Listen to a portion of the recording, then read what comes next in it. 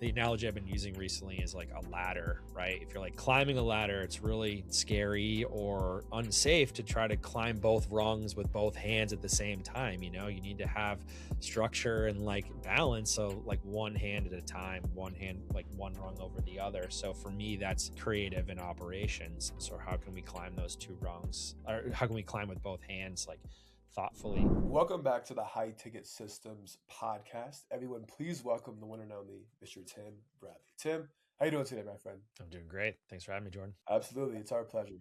Now, on our initial phone conversation, you and I actually have, I believe, very similar strategies when it actually comes to outreach and into landing clients. Now, before we dive into all that fun stuff, can you just give us an overview about what you guys do and what you or who you guys sell that to? Yeah. So I'm the co-founder of Pennant Video Co. So we're a mid-funnel focused video marketing agency. So that means, we have writers and creative directors and motion designers, and we do production, sort of everything like script to screen when it comes to video, producing video, right? But the mid-funnel focus is really the sweet spot for us because it's really about like building trust with audiences, right? And like helping our clients, especially our B2B clients that have like long sales cycles, like recognize like these are the most common sort of FAQs that need to be answered, and how can you do that with story and branding and tone and sentiment and things that really work on behalf of audiences, desires to make a decision, right? Like this is all about empowering decision making at the end of the day. No, absolutely. Yeah, videos are such a key asset that I think are underutilized in all sales, but specifically B2B sales. How did you manage to get into this field specifically? I guess Yeah. what spawned the idea? Yeah. Yeah. I mean, I like to throw it way back to my childhood where my dad had one of those like big clunky VHS camcorders, right? And he was like, I was like fortunate enough in that way. He let me use that every once in a while to like do little, make believe things with my brothers, or like do stop motion animation with like my Legos or action figures or whatever, right? And so just kind of that early you know exposure to the medium was awesome. And then it just fast forward to like coming out of college, where I went to school for communications, and I was like did some radio, did some print journalism and video, and I was just like, man, this is really just the future, right? This digital video. And so I opened that first credit card and bought that bought that camera and that MacBook Pro, and was like, I'm gonna do it. You know what I mean? So really just kind of immersed from the jump. But that was a mix of like, action sports and lifestyle and that type of world. And then we did some, a lot of like live streaming and events and things. And then I did some editing for outdoor programming, like hunting and fishing shows, and then et cetera, et cetera. It's just kind of a big mix of like experience the first kind of like, handful of years. But then I found this role as video production specialist on Craigslist of all places, back in 2011 for a PR, a burgeoning PR agency, right?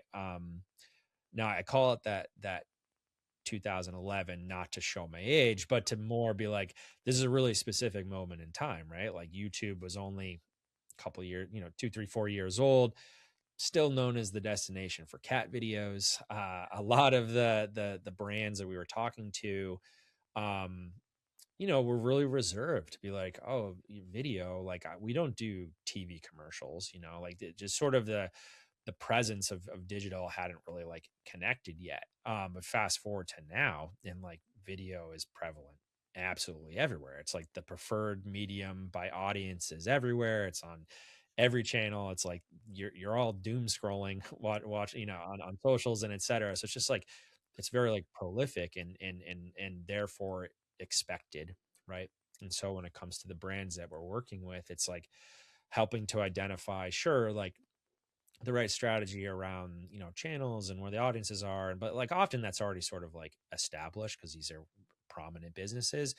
And now it's just more like, what's the right way to express this brand and make you stand out and be different and demonstrate your value propositions and validate what you're saying with customer storytelling. You know what I mean? So it's a really sweet niche for us to be in. We take a lot of pride in like the work and the craft and all of that. That's kind of like the table stakes, but it's really the benefits is for us is like seeing the work in our client brand sort of channels and ecosystem at large. No, absolutely. No, thank you for the context there. So when you do work with clients and you're crafting these middle of funnel videos, is your team in charge of distributing that content as well, or do you kind of create the assets on behalf of your clients and they do as they please with those assets? Yeah, it's usually depends on the seat at the table, but more often than not, we're working with the head of product marketing or head of customer marketing or head of marketing or CMO, right? And like we're making sure we understand like the goals and the purpose of sort of this moment. Like most of the time when we talk to clients, they're at like a bit of an inflection point, right? Like they have new positioning. They've gone through a rebrand. They have a new industry they're trying to break into, or new client, the new logo that they want to show off, in their marketing, or they have their annual sales kickoff. Like this is like really like where we do a lot of work is in those annual cycles of like aligning like minds and building that sort of momentum and motivation for the year. So with that in mind, it's you said it earlier, like video is really complex, right? It's like it can be challenging to produce. So like we come to the table with that objectivity. We're working on behalf of the audience as much as we are, the client that's paying the invoice, right? But it's like making sure we're using the right style aesthetic. Is that live action production? Are we pointing cameras at things like, or is it more motion graphics and designed in that way, or is it a combination of both? Like we do so much work with like B2B SaaS that it's like, yeah, of course we're going to show off your UI and like the new features and like functionalities of what that means, or what it can do on behalf of the technology, but it has to relate to human beings. So like how do we show and tell like the human beings that are using this and receiving the benefits of this business, right?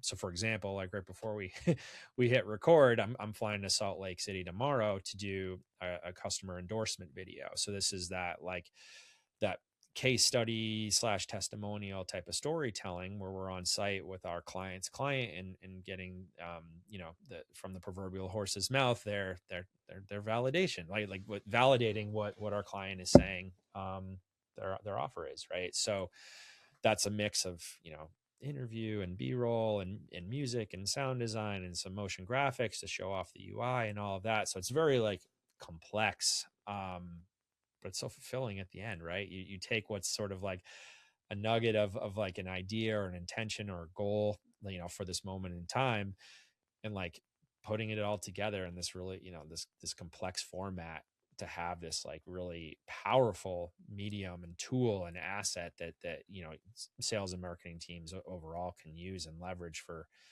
months or years to come is really satisfying, right? That like impact that we're all here for. No, for sure. It's like you're a magician. You turn nothing into something, basically. Yeah, yeah, exactly. And I think it is super cool. You give me 1 second.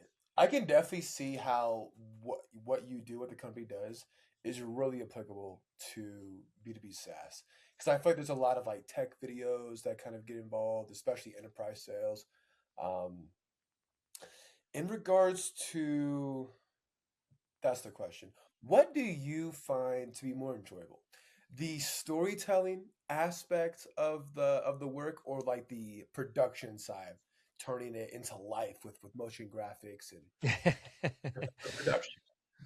Man, yeah. I mean, so being the sort of like operator of the business, I have my creative teammates that get to really be sort of like in the thick of the creative and the producing of the thing. So it's like I love that aspect of it, like seeing someone run with a ball or whatever, run with a baton to like create the thing at the end of the day. So for me, it's like I would have to in this sort of like strategic advisory role that I'm often in, it is like the storytelling aspect, right? That's sort of like the question is always like, what's in it for me? Not from the client's point of view, but the audience. Like, what do they need in this moment to like build on some semblance of trust? Like, how do we take this audience from like they've heard of you, they've seen you, maybe they've clicked on a banner ad somewhere and they've arrived at this destination, which is likely a landing page or a home page, right? And like, now how do we help build this journey? Like how do we express the most common FAQs of like why and what and how and who and where, right? And all of that really boils down to story at the end of the day. So it's like a lot of times it's like our clients, for better and worse, that there's a lot of pressure. So these marketers have like arguably some of the hardest jobs. The sales folks have some of the arguably the hardest jobs, right? Where it's like it's data, it's results, it's goals, it's there's so much like driven in that way. So to like come in and be that sort of creative partner to be like, hey, let's just tell a really good story that supports your audience's like experience in their journey with you and build trust so that once they get to that CTA or like the number of assets that we've created over a period of time, they're arriving at your doorstep ready to buy. There's no like convincing because you've built so much like trust in that way. Absolutely.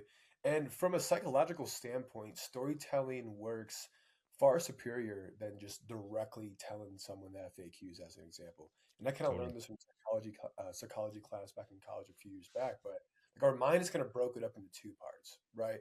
We have the conscious mind. That's how we talk. That's how we make critical, data driven decisions. And then we have the subconscious mind, where all of our like habits live, our emotional state, all that fun stuff.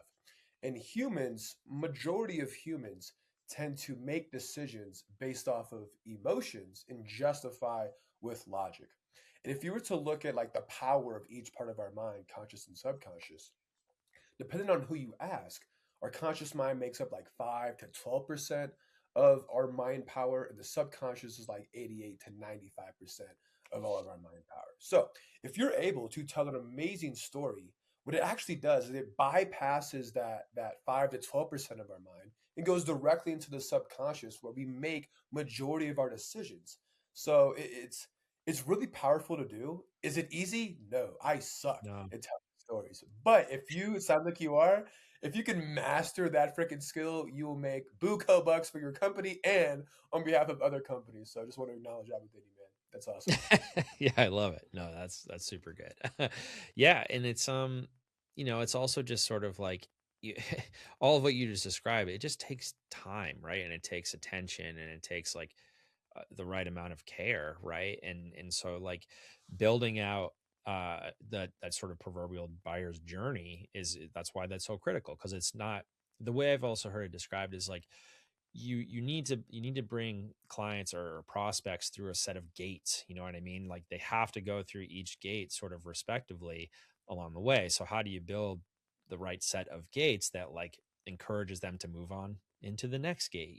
Because you can't really go from gate one to close necessarily, or at least it's like very, very, very uncommon. So yeah, a lot of that is in that emotion, right? And that's where a lot of the storytelling derives from. It's like, what is the best right emotion that we're trying to evoke here in this moment? Um, we use a framework at Pennant. We call the video marketing trifecta. This isn't like to like pitch anybody. I think it's just a helpful thing to like better understand a lot of what you and I are talking about here, right? It's like the trifecta framework is built around three key things: differentiation, demonstration, and validation. And that's like really the point of it. You want to differentiate yourself from your competition, right? And so that's sort of like the top of the mid funnel in a lot of ways, but it's really that expression of why, like why you exist, why your audience should care, why you're different from the competition, right? So that type of work is very sort of like anthemic and mission driven. So we call them anthem videos if you're like looking at like from a deliverable standpoint. These speak to the hearts of that audience, right? It should be that sort of like reflection of your brand and your values and your purpose to the audience. They should see themselves in you in that way, right? The next prong being different, or being demonstration, right? So that's that explanation of what you do. It's what you do and how you do it, right? It's kind of classic explainer video that most brands have, because it's really fundamentally like helpful, because like as a salesperson or a marketer, you don't have to like say the same thing over and over again. Like you leverage this tool to like the video to explain them what it is that you do. And then validation, that's that third party validation, right? That like who this is for and where. So those customer stories, those endorsements as we call them, right? So that's like the sort of most pure form of storytelling of like, how can you have your audience put themselves in your current client's shoes, right? And see the sort of like power of working with you.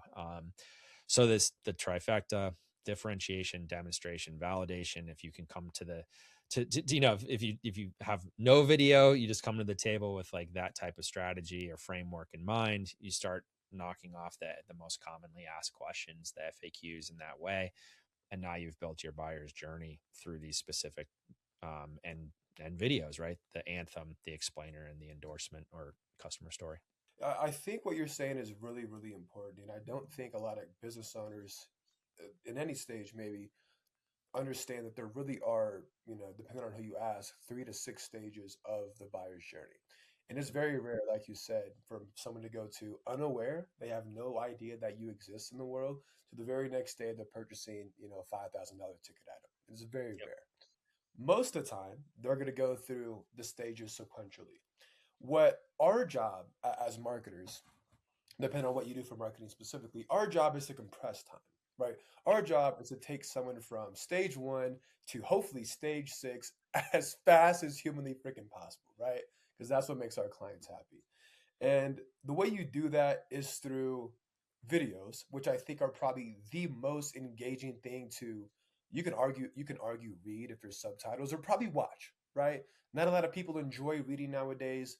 Reading is sucks to say, a thing of the past, but videos are everything. So you're capturing that demand. Now what I really want to say is in the videos that you make, it's not about what the company wants to say. You have to Right. put the audience first, right? Like, not to sound like an asshole, but no one gives a F about what you, Mr. Business Owner, wants to say. Care about what the audience, what your potential customers want to hear. Now, Yes. when you do that, when you put the audience first, the probability of them consuming the content goes up significantly. In addition, Absolutely. I'm sure you know what like a VSL is, right? A video sales letter. Hmm.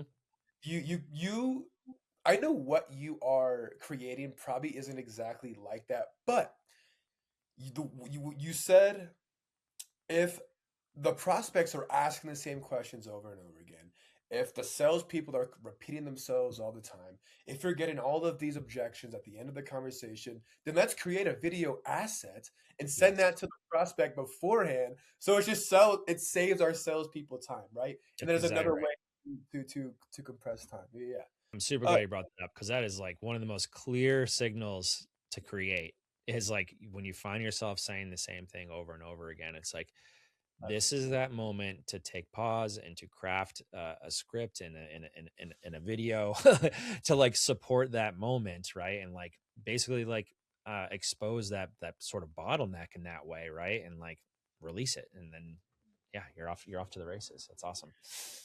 Question: Do you, I guess, have you niched down on the style of videos, or like the number of videos that you produce on behalf of your clients, or if you feel like, there's an asset you can create for this specific situation, you will suggest that, and they will pay you for that video. Yeah, it's predominantly the former, right? So that like trifecta that I just described, like those anthem videos, explainer videos, and endorsement videos, like that is so pure mid funnel, right? It's like this type of work, because it's not advertising, and it's not sort of like thought leadership, drumbeat, employer branding, event coverage type of work, right? Like that's sort of more like you've already made the sale at that point, right? So this like mid funnel is so pure to those types of work, right? Like speaking to the heart, speaking to the minds, like doing that sort of helping, prospects with their gut check is the way I like to describe it, right? With that trifecta. So yeah, for us at Pennant, it's just like We love existing there because we know this work is working really hard to build trust in this moment, and it's going to have a pure like impact on the work versus awareness and advertising that's like sort of like vibes and feels, you know what I mean? So yeah, and to that end though, it's like we've been I've been in this game for 20 plus years, and so it's like I know and can help advise like what is the best right tool based on the moment, like that inflection point or that sort of like hurdle or goal or bottleneck that exists in this moment, right? Because like we've produced all sorts of stuff, the episodic series of things, the commercials and everything in between, but our niche and focus on mid funnel is just like we know the work works, and that's what's important to us. Absolutely, yeah. If you know it works, why kind of not deteriorate, but like detour off Yeah. that path. Yep. Kind of want to switch up topics here. When it comes to client retention and keeping clients happy, Mm-hmm. what do you feel like has been the key indicator of success for that? Because I know, the longer you can retain clients, obviously still providing value, the more enterprise value you have, the more profitability the company has. So, do you have any tips, tricks, pointers on that? What you guys do internally? Yeah, a lot of it is just being as proactive as possible, and not in like a hey, do you need this type of way, but more like recognizing the patterns that are annual. There's like the annual cycles, like, there's going to be a sales kickoff. There's some semblance of a customer event. That there's two or three like flagship events that they're hosting. There's trade shows, there's hiring cycles. Like, if ideally you have a line into the product marketing team and have a sense of like what products they're rolling out throughout the year, and those often align with these key moments in the calendar, right? So the proactivity is a huge thing because it shows that you care, because you want to be in lockstep with what ongoings are happening over there. But you also start to like be a bit more immersed in their ecosystem of like, okay, I see that their competition is showing up in this way here. I see that this challenger brand is doing this over here, and so you can be sort of like on the not like in the front lines, but like a big sort of advocate for that brand too, like a champion in that way for that brand, and show them like, oh, this is what we're seeing in the ecosystem, right? No, it's not like that we're trying to, we're not, I hate to use like the fishing analogy, but it's kind of like, cool. We're casting lines for all these moments. We're not expecting to get a hit or to get a bite every single time. But like when we do, there's no sort of like, we don't have to sell anything. We're just like, we're already aligned in like the moment and what this matters. And so it's like, sure, arrive at the scope based on the guardrails of time, budget, and resources. But like it doesn't, it's not like a big like mental lift or load to like re-onboard the team in this way. We're just sort of part of another cog in their sort of like overall system, which is awesome, and that's when we look back, we're now at the end of Q1. So it's like, that's a pretty clear reflection moment, but like annually just looking back, I'm like, great. Like did our project sort of margins increase time over time? Did we grow this client in the percentages we'd hope to, right? Like, did we let go of other clients or just not work with other clients? And is that fine? Because like it's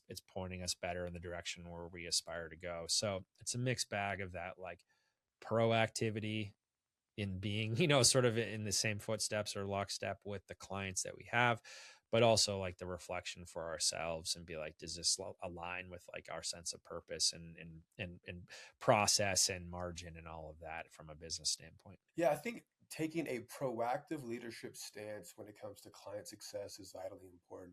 You don't want to be um, a reactive leader or a reactive CSM. You definitely want to anticipate what the problems are going to be for this specific client. And before they reach out to you saying, hey, XYZ is going on, as the CSM, client success manager, you would want to say, hey, I noticed XYZ is happening, and we're taking ABC steps to solve this specific problem. I think from a client's perspective, it's like, damn, Pennant is taking care of business. I like that. And for Yeah. whatever reason, from my experience personally, the problem could be the exact same, right? Um, problem X and problem X, same problem. Okay. But if the client has to reach out and confront the team, the company about this problem, they're going to be pissed.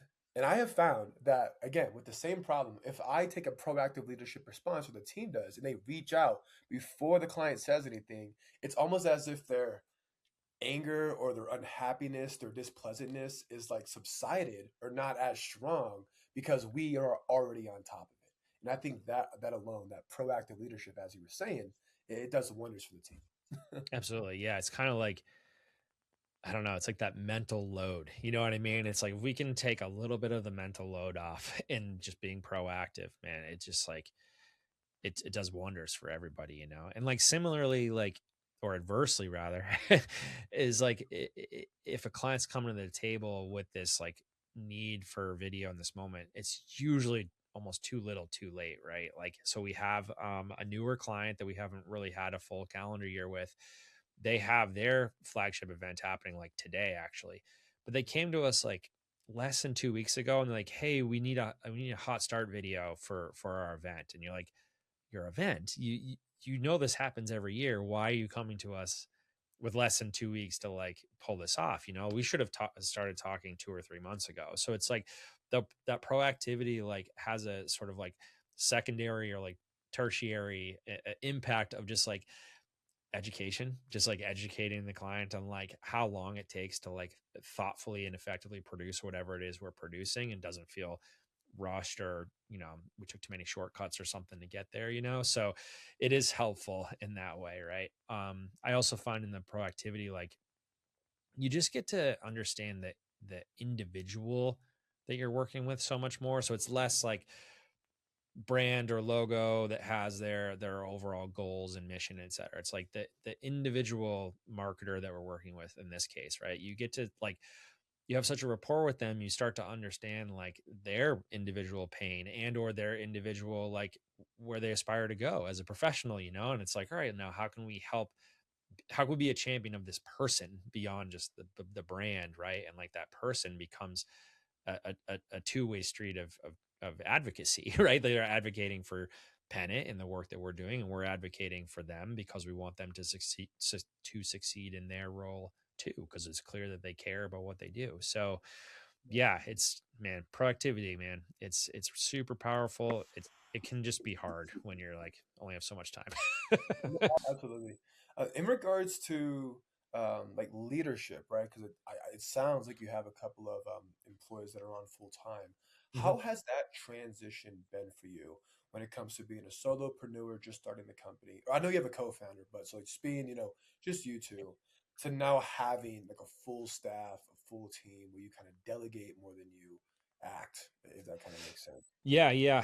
I mean, a lot of it's just like being really concerted in your decision making, right? Where it's like, you know, I knew that I was going to be flying pretty much solo for the first year. You know, I was like, this is how it's going to be. There's just like, how can I be successful with the couple hands that I have? But then it was like, I know my first two hires have to be really senior and creatives and writers and the things that I can't do, like writing and motion design. So it's like, great. Now we have this sort of like tripod for ourselves of stability, you know? And then it's like, okay, grow in the creative front, but eventually we have to grow in the operations front, you know? So the analogy I've been using recently is like a ladder, right? If you're like climbing a ladder, it's really, uh, you know, scary or unsafe to try to climb both rungs with both hands at the same time. You know, you need to have structure and like balance. So like one hand at a time, one hand, like one rung over the other. So for me, that's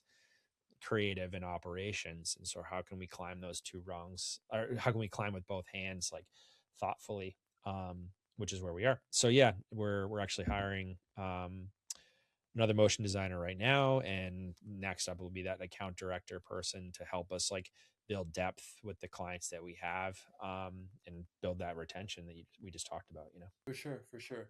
Do you feel like it's more important to have a stronger foundation for operations opposed to like the team that I guess produces the work?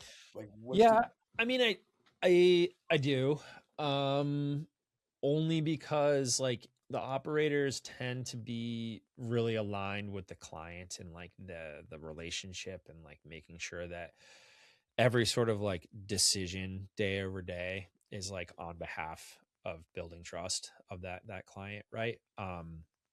Whereas creative, like really concerned, or like, so much care in the craft, you know what I mean? So it's like, I don't know.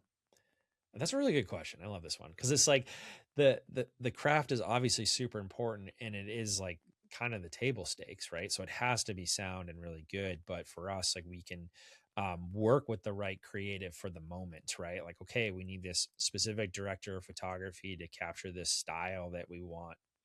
That's really important to this brand, and how we portray that. Or we need to work with this specific 2D motion designer or this 3D motion designer because it's the work, needs it, right?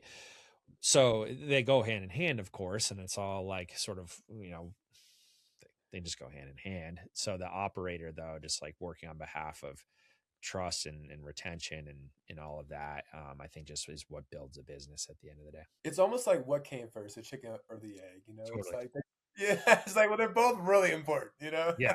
Yeah. You saw my hesitation. Like, man, I hope this is like coming out right. Cause it is like, you obviously need both. That's why it's called creative process, right? You can't have one without the other. But I think to answer your question, and just like, operator assures that the business is staying sound, and that's the goal, right? Absolutely, and if I can articulate it this way, it's almost like building a house on a foundation of sand if the operations of the freaking business are Yeah. not in place and order. Because I am pretty aggressive when it comes to growing the company. At least I'm still aggressive. I was way more aggressive in the past where operations were just not in check.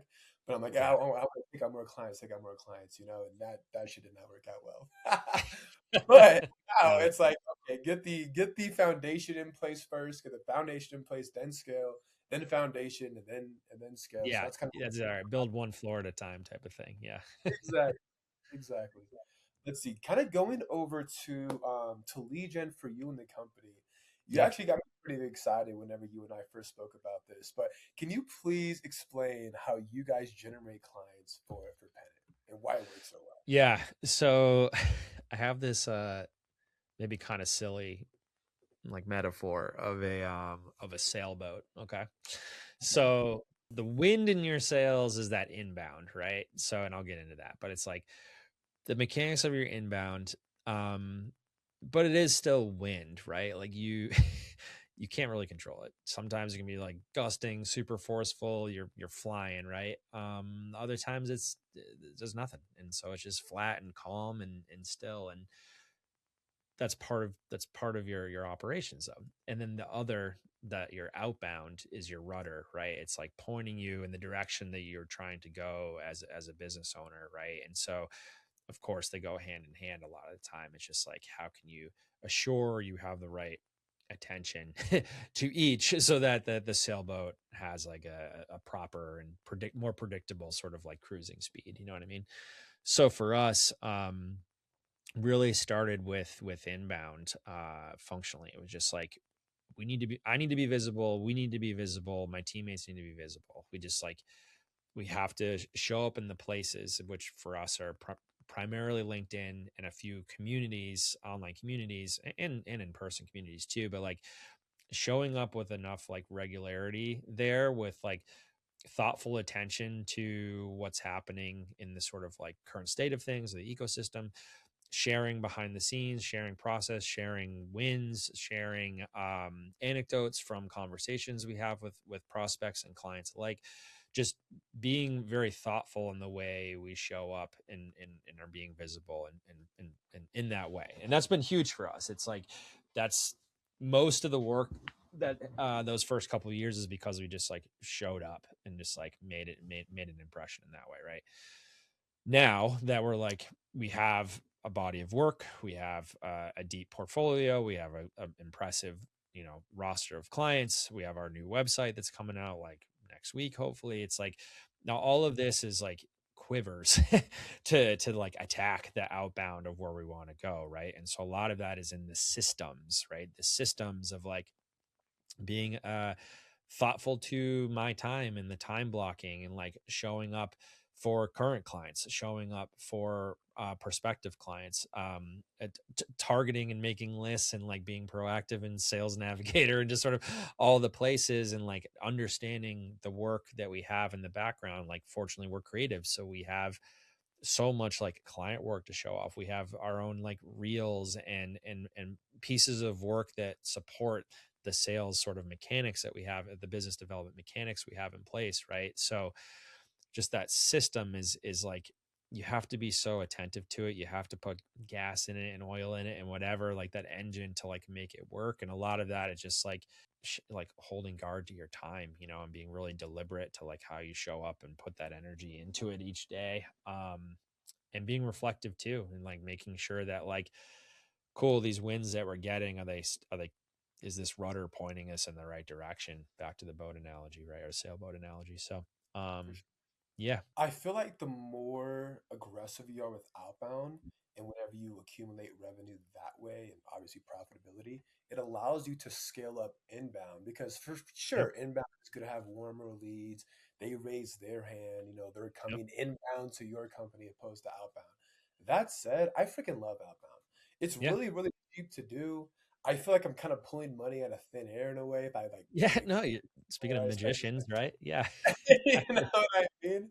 That is a great analogy. When it comes to inbound, are you spending any advertising dollars on Facebook, Instagram, YouTube, anything like that? No, not currently. We're in talks of actually advertising on a podcast, Oh, shit, okay. because it's like very specific to the B2B SaaS. And I just think that's like, the closer you can get to the buyer decision maker, right, the better. So yeah, I mean, that's just it. It's like everything to date has been sort of like homegrown in that way. So I like, our visibility strategy is like part of our sort of whole like system and hiring process and things like that. It's like we have, it's not necessarily like an expectation, but we want to empower our people to like show up and have a point of view and express themselves like through the channels that we're on. It's because it's that gentle reminder that like, these are human beings working very thoughtfully and carefully on behalf of the creative work that we're producing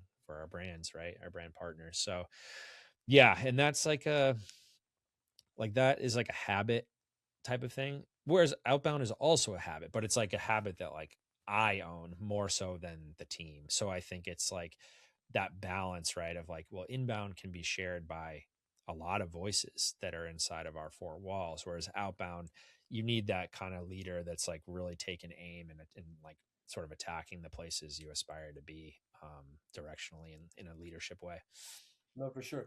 Do you mind giving us an overview of your outbound strategy and why it works so well? Yeah, so it's a lot of it is like looking really thoughtfully at the clients that we have, right? So it's like, okay, we have this point of contact, we're building a rapport there. How can we like almost immediately get it, like paint the picture of their environment, right? So a lot of that is like detective work, frankly, right? So it's like asking pointed questions of like, what's your team makeup? Like, who do you report to? Sort of like 101 stuff in the conversation. But it's great because then you can use that to leverage LinkedIn, Sales Navigator, the org, Apollo, like whatever that is, to like really start making connections and like painting this sort of like diagram of the org chart of like, okay, great. Let's say we're working with product marketing. Let's get the couple reps under our belt and the work, like make sure the work is working and it's successful.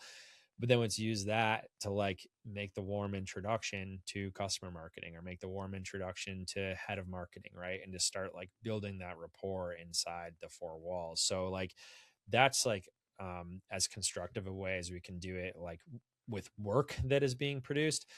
But then we also have like, the sort of industry segments, right? And a lot of those we relate more to like sense of values, right? So safety, security, sustainability, like those are kind of like the appropriate catch-alls for like cybersecurity, healthcare and life sciences and med tech and energy and climate tech, right? So it's like, because we're really ingrained in those works, or those industries, produce work for those industries, like we can build individual like sizzle reels to things. We can tell like really specific stories and like show up to those doorsteps like via DM, via like Exit 5 is a B2B community that I'm a part of, like showing very like thoughtfully in those ways, and just like making those introductions like, hey, like we exist over here. We do not expect you to like buy from us today. We just want you to be aware that we're here, and like this is how we often support our clients. If you want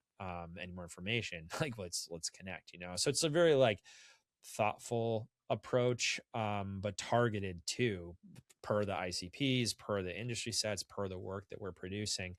So it creates this like really like healthy flywheel for us where great, we have a new client project that's going live. We've already thought about like how are we going to share that on like one-on-one basis with prospective clients or people that we're sort of like nursing along in our own buyer's journey sort of way. You know what I mean? Tim, you said something pretty interesting. You said that you wanted to advertise on podcasts, and I'm assuming that the channel, the podcast, their audience are B2B tech companies, B2B SaaS Oh yeah. companies, right?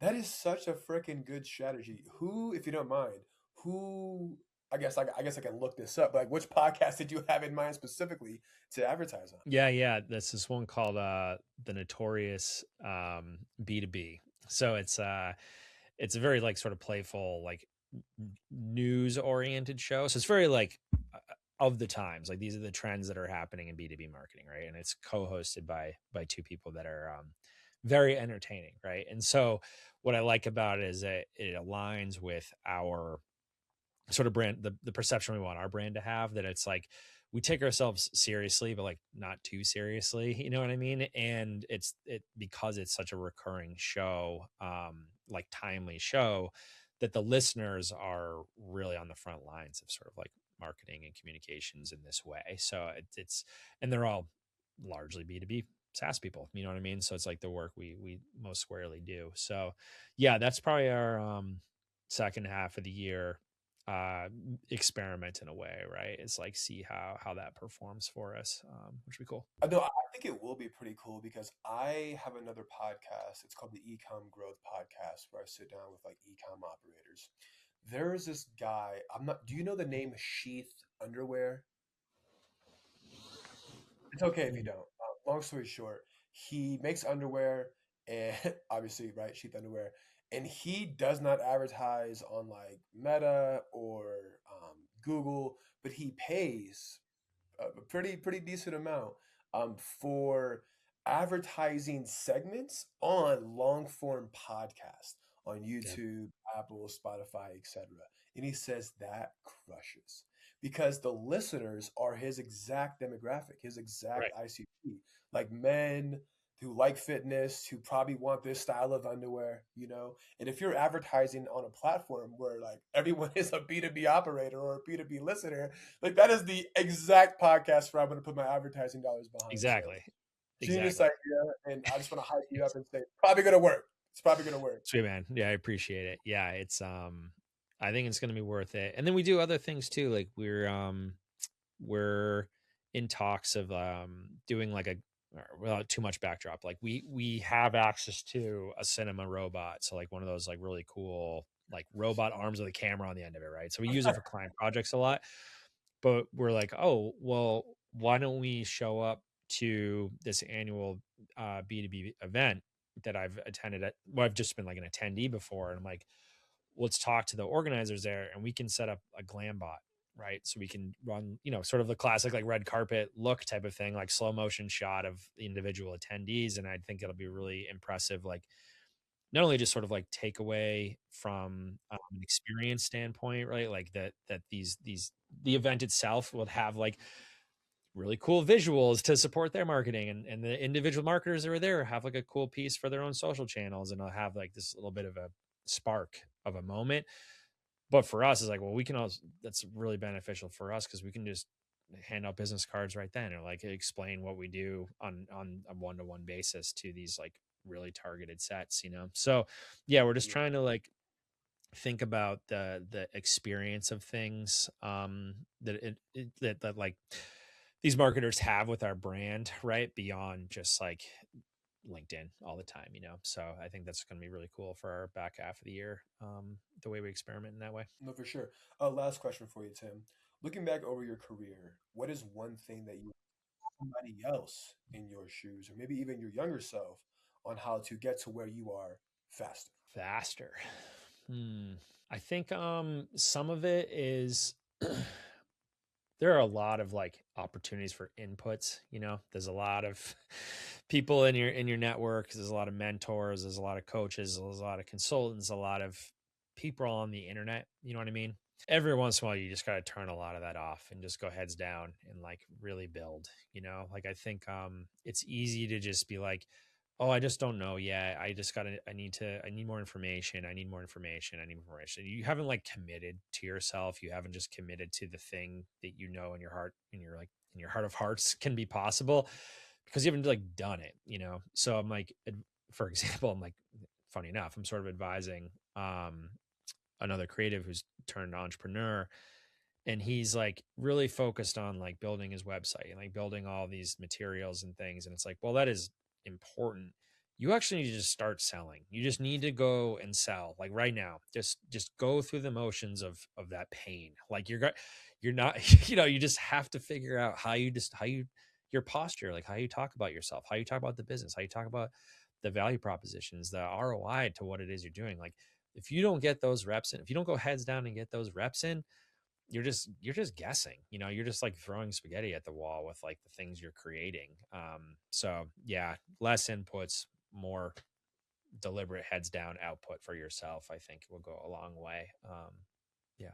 I cannot agree more, my friend. When you're just, just joining the entrepreneur journey, like sales reps, marketing reps, like fail as fast as you can, right? Just get those Yes. hard hitting reps in. No offense to anyone out there, but like the website is not the most important thing.